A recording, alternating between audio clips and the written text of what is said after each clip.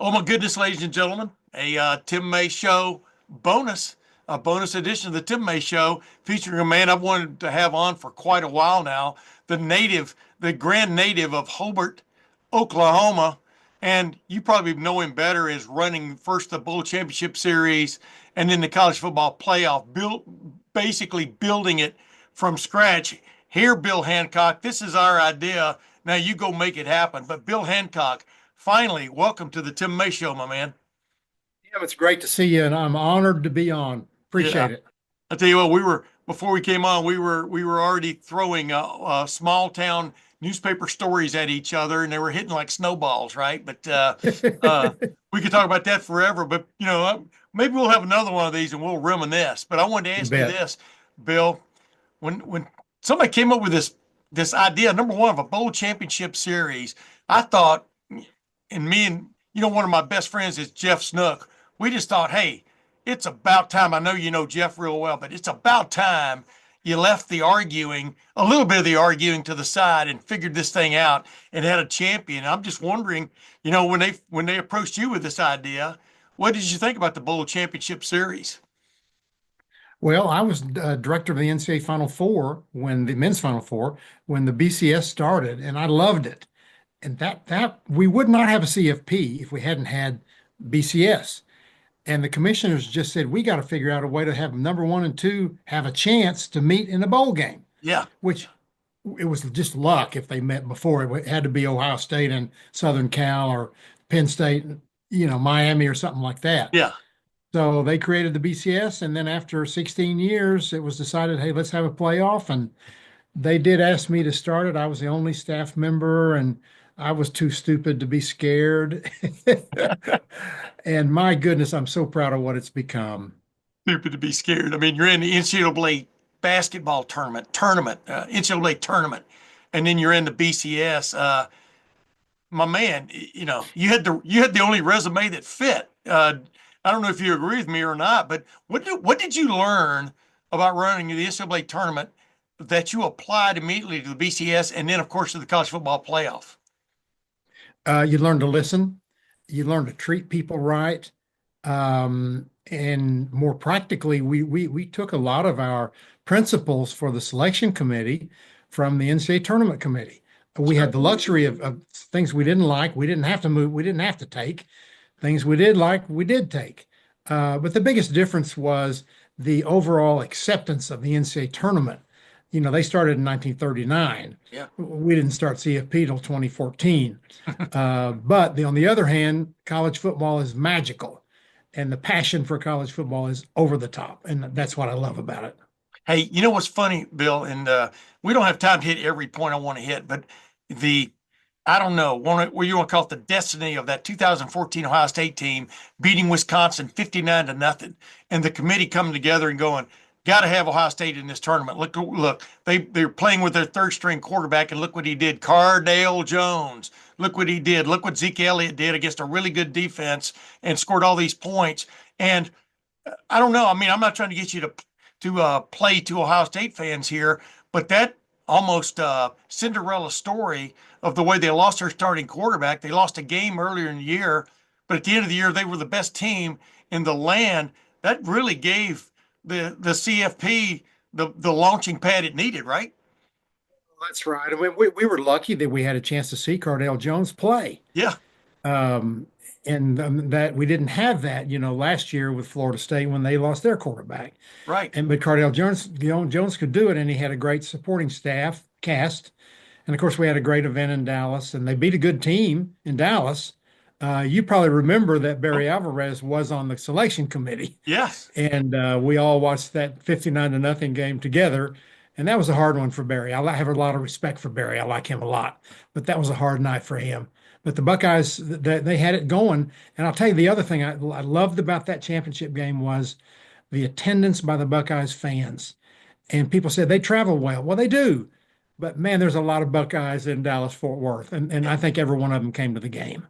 Yeah. And of course, to get there, they had to beat Alabama in that ridiculous game and in the Sugar Bowl. And I mean, you had to be sitting there, this new tournament. I mean, because you are taking one thing and guaranteeing a 1 versus 2, but then when you guarantee a 1 versus 4 and a 2 versus 3, are people going to buy into it, right? I mean, I know you knew you were working with a given there, maybe, but it still has to happen, right? And it was blockbuster. Well, the given we had was that the people love college football Correct. and they can't get enough of it. And we've always had Team Five. Gosh, when I was doing the tournament back then, we had Team 65 Yes. that was unhappy.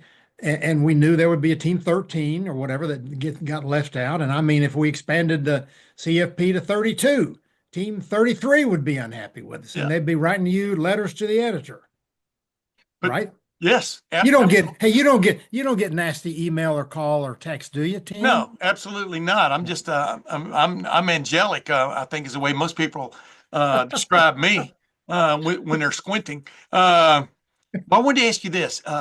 You and I were talking in, the last two stops at, I think the Rose Bowl, and I think you were at the Rose Bowl. Where did I see you first? I think, but then I saw you this past weekend at in Dallas, and uh, just briefly speaking, the the games at this tournament, yeah, the first round games went about the way you thought, right? To a certain extent, but the quarterfinals were ridiculous in most quarters, and then the semis, how can you get any better than those semifinals, right? And has this delivered, in your opinion, the move to 12? How would you describe it?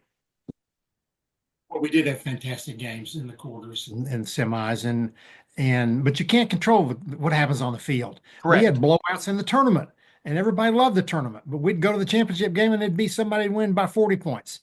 I remember the Duke UNLV game, Yes. and that's a long time ago. That's before a lot of your listeners were born, Tim. You and I were alive, Yeah, I was around. but it works. 12 works, and it's just been fantastic. I am very proud of it. You're retiring or retiring from the college football playoff, situation. And I'm just wondering, as you leave it behind, besides being proud of it, what do you think it's done more than anything else? Is proven the fact that there are more than two capable teams? I mean, what do you think that's really been borne out from this, just from a, I don't know, a factual standpoint about college football? You're going to get to some point where there's teams that are really not capable of winning. Yeah, If you went to 24, there'd be team 13 to 24 that just wasn't capable. yeah, But with the 12 that we have, any of them have a chance. And I know SMU lost, and I know, Boise, although Boise really showed up, man. Um, but I think we have the right number, and I think we have all the teams that really are capable of winning the championship are in the doggone tournament. That's yeah, what you want. yeah. And I'm not putting words in your mouth here because you may not agree with me. I think it has to be inclusive in the sense of some of those lesser conferences, they play football too. You know what I mean? And like you just said, Boise State and SMU, who saw that coming, right? But they came nonetheless, and Clemson had an off year in terms of win-loss record, but won the ACC and stuff. But the other guys have to be heard from in some sense or another if you're going to call it a national tournament, don't they? Yeah, absolutely. And I just love the fact that the best five conference champions qualify to play in the tournament. Yeah, That's awesome. There's no automatic qualification. None, zero, zip. yeah, Best five champions and then the next seven at large. It's perfect. yeah. All right, it's perfect. I personally thought 8 would have been the magic number. Some people now think 16 should be a number. The only thing I don't like about it is I don't like people having buys because it's college football and it's brutal. You know what I mean? When you get to this level. But do you think 12 is the magic number, or do you think, there will be an adjustment sooner rather than later? Well, we talked about something like 60 some options when we Yeah, created the 12 team event. yeah, And of course, you would have loved it because there's so many different options and permutations off the options. yes. But That's what the that's what you get. That's what you get when you get a committee. But go ahead now. Yeah, that's right. I mean, you have to listen to everything. You have to Yep. listen to everybody. Every opinion is important. But what the buys did is they put value on winning the conference championship. Yeah. And I've heard people say, "Well, do away with that. Don't give them buys." Well, wait a minute now. What can you control? You can control if you're a team, you can control winning your conference championship. Correct. That's about all you can control. Got to I, play well. Got to try to get it at large. And man, I like the fact that those championships are meaningful. Yeah. I'm not in the room anymore. I'm sitting back like you are watching, except I don't get to write about it, doggone it. But I like what we created. I think 12 is a darn good number. And remember this, keep this in mind as time goes by over the next 2 years and 3 and 4. When would we play the games if we added more first round games? Yeah. We squeeze them in now up against the NFL. Yeah. And Yeah. as you know, and they played their 2 games on that Saturday, and they didn't have great quality competition that Right. I remember, and our viewership held up great. Yeah. It's not all about viewership, but I don't know where we'd fit in 4 first round games, or more. Could be 8. I don't know. I don't Yeah. know how we'd do that. That Yeah. that's for other people to figure out. But we talked about the problem of scheduling, and it's not going away. Yeah. I don't think. NFL, and the Good. monster, the NFL eats up all the Saturdays. Yes. Yeah. Yeah. And you can't ignore the monster in the room, obviously. But college football, in my opinion, is the second most popular sport in this country too, right? I mean, it's where the NFL came from, when you really think Yeah, back to history. yeah, it is. It is. And then the viewership numbers all prove it. And Yeah. how about the passion at those 4 first round campus games? Yeah. Unbelievable. Yes. Awesome. Yeah. I agree 100%. See, I thought that was a stroke of genius in this whole thing. Hey, last thing, well, I always say last thing, I have one more, Bill. That's the way my calling card. Of course, you grew up in Hobart, Oklahoma, went to Oklahoma, University of Oklahoma, if I have that correct. Uh, and uh, and what was that moment in time that put you on the collision course with running the NCAA tournament and then the BCS and then the college football playoff? Do you remember that moment in time that, as you look back on it now, if I had not taken this turn, I would not be sitting here where I am today? Yeah, the turn for me was starting out in journalism. And I'm not saying that just because you're a journalist, but journalists have to understand people Yeah, and they have to pay attention. And really, for me, that was the turn. I mean, I became assistant commissioner of the Big Eight Conference. I got noticed by the NCAA people. I guess you'd say maybe the biggest thing was when they invited me to come be the director of the Final Four. They never had one before, and they yeah. needed somebody to do it. And I lived in Kansas City, and they didn't have to pay my moving expenses, so that's how I got that job. But You, really, being a journalist, I know how to write, I know how to communicate, I know how to listen, and I got that from being a journalist. wow. I got to ask you one more thing. The book, I want to look it up and read it. And I've said this to myself several times before because it's not the first time I checked your biography. But Writing with the Blue Moth, why was that? Explain to people the importance of writing that book for you as a still fairly young man, what it meant to you.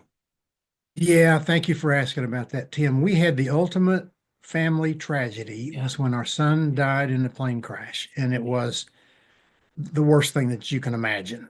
It probably worse than any of your listeners can imagine.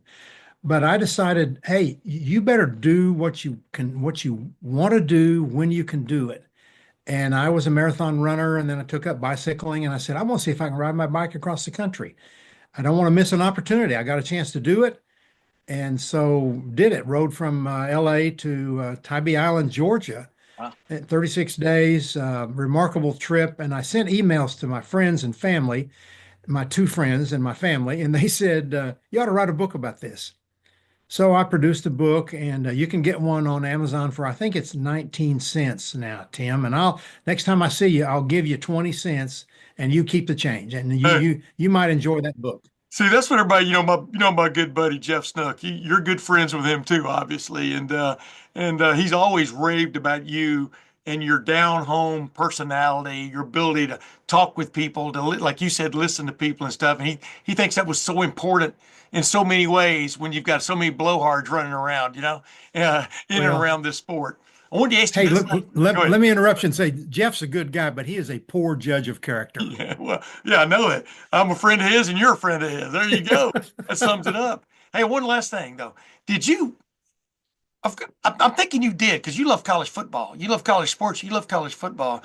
Did you really think this thing would become as big from a uh, money making TV ratings bonanza that it has, though, Bill? I mean, was it a little bit of a crapshoot? Because I remember there, Andy Geiger was the athletic director at Ohio State back in the 90s for the most part and early 2000s. And he so much emphasized that college football at its heart is a regional sport. Will does this region really care once its team's eliminated, if you follow my drift? But, it seems to have captured the imagination here. What do you think? Yeah, it does. I think BCS and CFP, to follow Andy's comment, really turned the game more from a regional game into a national game. Yeah, And by the way, didn't the marching band go to Andy's house when he retired yeah, and play Carmen, Ohio and the fight yeah, song? I mean, yes. Andy was awesome. Anyway, that's what it did. It turned it more from a regional game to a national game, and we are still underperforming in terms of viewership. We college football can do better. There's people out there that don't know about it yet. They're getting to know it because of the momentum that starts with that first round and goes to quarters and semis and now championship game. They're getting there, but we're going to do better, even better in the future. Ohio State versus Notre Dame. Does it get more marquee value than that? Yeah, you could throw an Alabama up there or Georgia, but Ohio State, Notre Dame, they've only played what, 8 times? You know what I mean? In history, Yeah, I can be in Notre Dame's campus from my house right here in about 4 hours. You understand what I'm saying? But wow, right? you talk to the casual fan and say less than casual, non-fan. Yeah, Name two college football teams. Well, Ohio State and Notre Dame. yeah, yeah. So there you go. Bill Hancock, thank you once again for joining the Tim May Show. I knew this would be fun. It was. And of course, our stories go long. We'll have more of them over the weekend as Ohio State gets ready to play Notre Dame in the first ever expanded 12-team college football playoff. You can't get much better than that, can you? It's awesome. It's awesome. I look forward to seeing you this weekend, Tim.